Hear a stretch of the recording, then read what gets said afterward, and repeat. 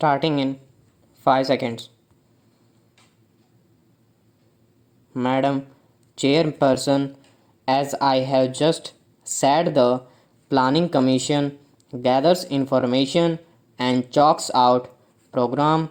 On that basis, it allocates funds to the state governments according to the program by taking into account the funds available with the state government and the center.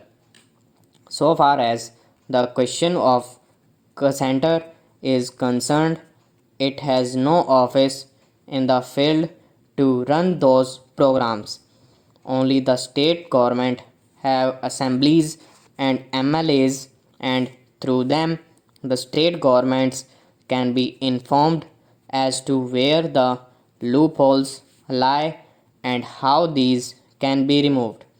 In our opinion, the consumer must get the benefit of the money that we spend. That is why we have furnished these figures. We have allotted this amount for this purpose and so much of amount has been spent. If it has not been spent properly, you can lodge a complaint.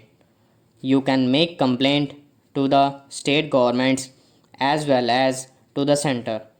It becomes your duty to ask the state governments to implement the programs properly.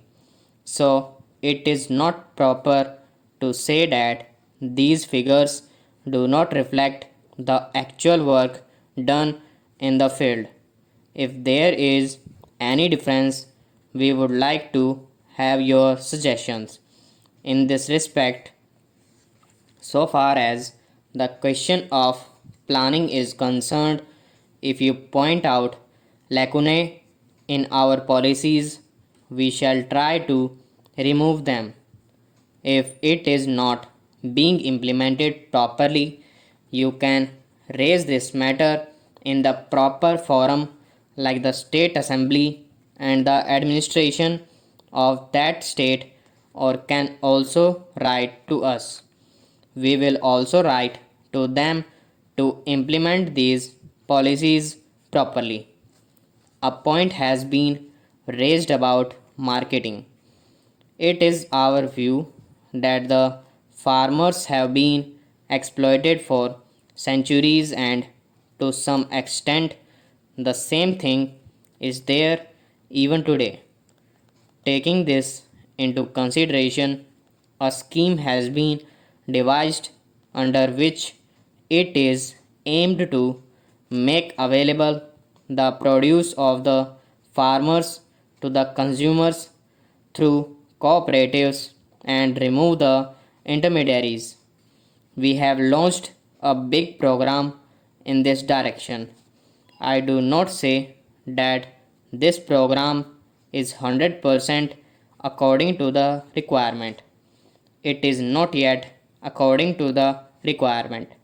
When the first 5-year plan was launched, there were 286 regulated markets before the plan, and now their number has gone up to 5,000. This number is likely to increase further, but there are still some states which have not passed this legislation. We repeatedly remind them that we have to provide regulated marketing facilities so as to safeguard the interest of the farmers. At present, there are 22,000 such markets which are run either through local bodies or private agencies. Besides, agricultural produce is also marketed through cooperative, and by the end of ninth 5-year plan, agricultural produce worth rupees 3,000 crores was marketed through them. We tried our level best to know about the total agricultural marketable surplus, but we could not get details of the agricultural produce sold through private marketing agencies, and there seems to be nothing wrong in it, because why will the dealers in the private market tell us the factual position? But we have details of the agricultural produce sold through regulated markets. Our aim is to market agricultural produce worth rupees 5000 crores through cooperative by the end of ninth 5-year plan. For this, we have made a provision of rupees 150 crores in the ninth 5-year plan. Our efforts will be to market agricultural produce through cooperatives. The cooperatives should be free from any bungling, and there should be only farmers in it and not the middleman. But this is a state subject, and it is for the state government to see that the policies formulated by the center are implemented properly. Besides discussion on rural industries, there has been also taken place here. Earlier, there were 26 such industries which could be set up only in the rural areas. At present, the Ministry of Industries is preparing a draft under which about 43 industries or even more would be set up only in the villages, and the government will give assistance for it. But it is the responsibility of the state governments that they run those industries in a proper way.